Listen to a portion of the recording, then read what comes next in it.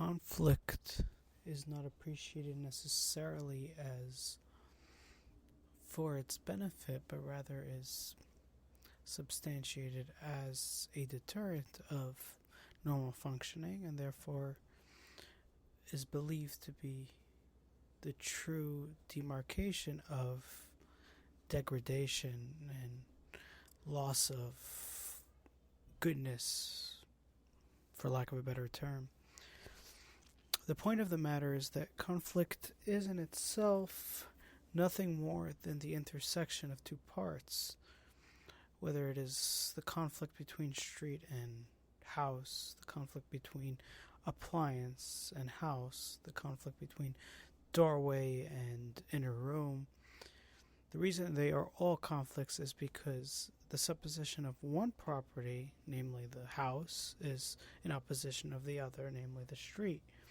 There is a conflict because the present system of one, as we would appropriate it to be, is against the other system.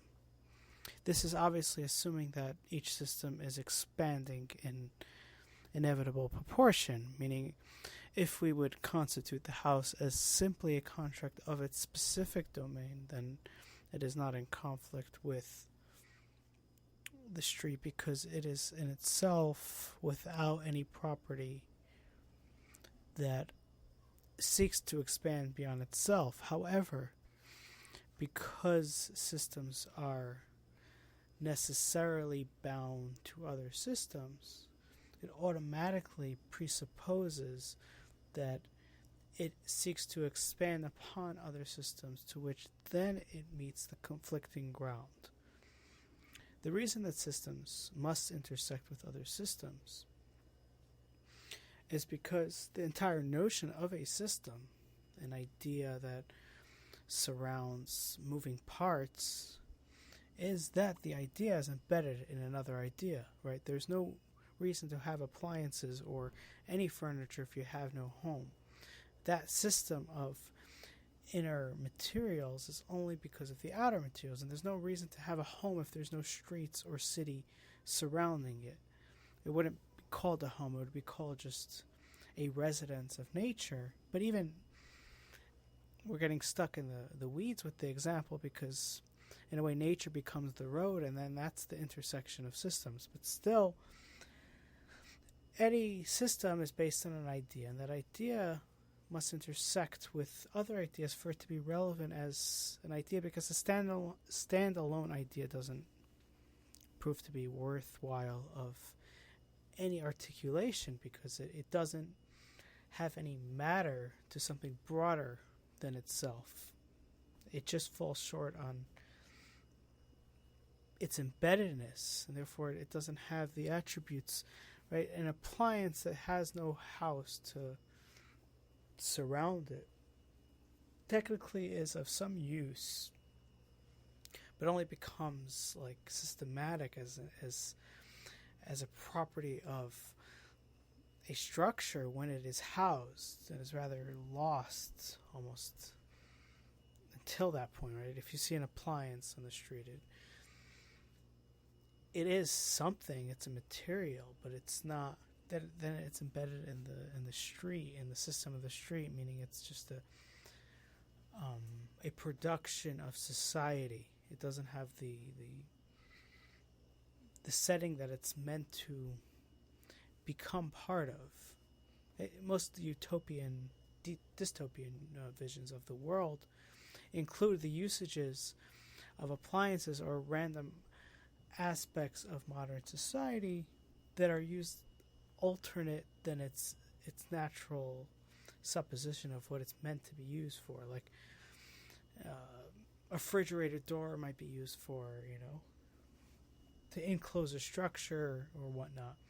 It's the emblem of a dystopian world, because there's no systems that are attempting to interact, and the systems that were created for these items are no longer pertinent, and then what we're left with is the new function of the dystopian world based on its structure and ideas that don't have relevance to these particulars of modern society. But moving back to the notion of conflict, so then the conflict is not necessarily negative or disassociative from normal functioning, but a necessary participation of the process of development in terms of the in-between of systems. And so let's say one's youth would be in conflict with one's adulthood, right? I wouldn't say that's negative. One becomes in conflict with another. That's the autonomy of the individual proclaiming itself despite the love that bonds one to another. That's more aspiring as a creation of selfhood out of the merging of two selves than anything else. So what I believe is understood as conflict in its negative association is that every system is expected to expand exponentially without having to deal with the intersection, or that there's like some sort of seamlessness between intersections. And this is not appropriating the reality of experience, because there's a clear demarcation between systems.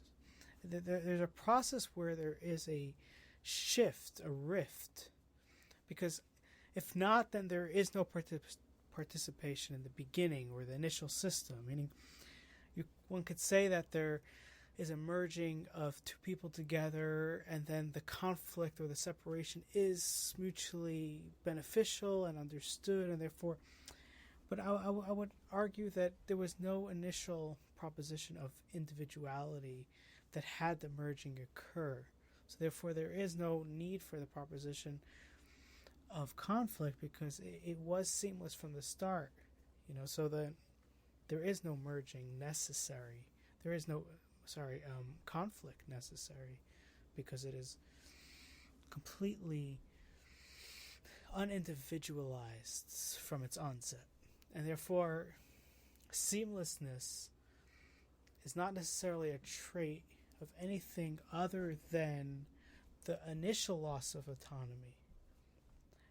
The rift has to be not seamless. It has to be unstructured for it to be part of a process of autonomy of systems that intersect and then disenfranchise according to their strict parameters. It has to be that the in-between spaces is, I wouldn't say ugly, but disparaging, and there's a disparity between those two parts, and it's bleak, but it's not.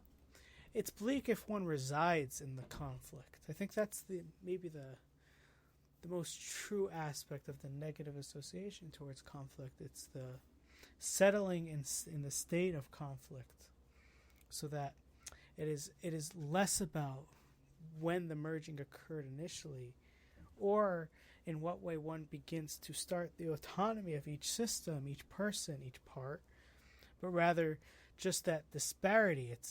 It's really the immaturity of clinging to both sides. It's almost the adjacent, the parallel attempt of seamlessness, but in its reverse. Like, seamlessness attempts to say that there is no conflict, because even in the change between integration is mutually accepted, and therefore there is no conflict. It's just moving in and through, sort of.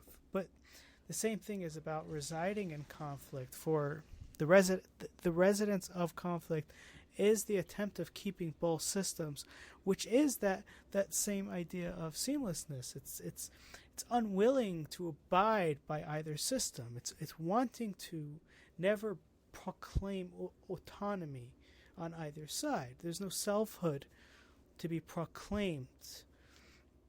The difference between the approach, although the intentions are the same, of remaining without an anchor to a specific system that's proposed, that's propositionalized and proclaimed outwards is that with the seamless approach, like the in and through, it is without an initial system from the onset. There is no articulation to begin with. It's not this a developed personal selfhood that's inclined in its corner and its particulars that then meets another side and another system that's completely opposite and contrary, and there's this merging of processes that doesn't occur because there was no initial system. So therefore it's seamless because it never began the equation of merging. But in the case of like residents of conflict, of residing in the disparity, there was a true state of autonomy of each side or each particular, and there was a case of an experience merging to begin with.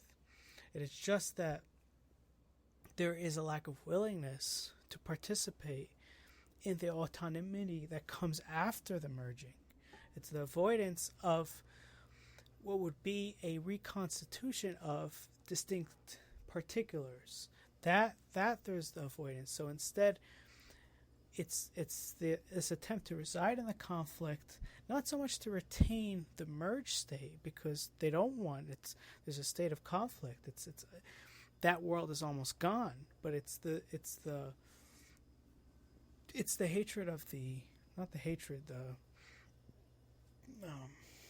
dread of the outcome of what it would mean to reconstitute oneself as a particular once again, according to those merged aspects and according to what it was like before there was a merging. It is really the rearticulation of one's historical past and the complications. We notice this commonly by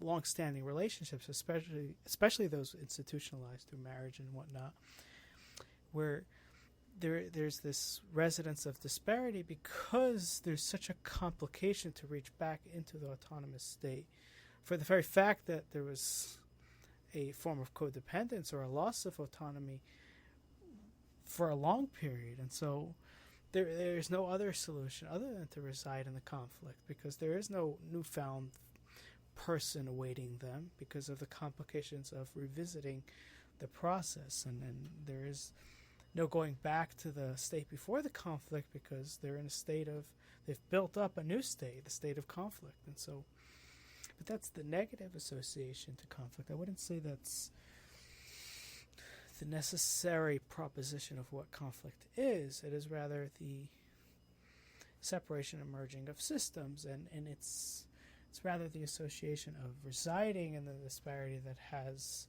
the cause of hatred towards, or the dread towards conflict.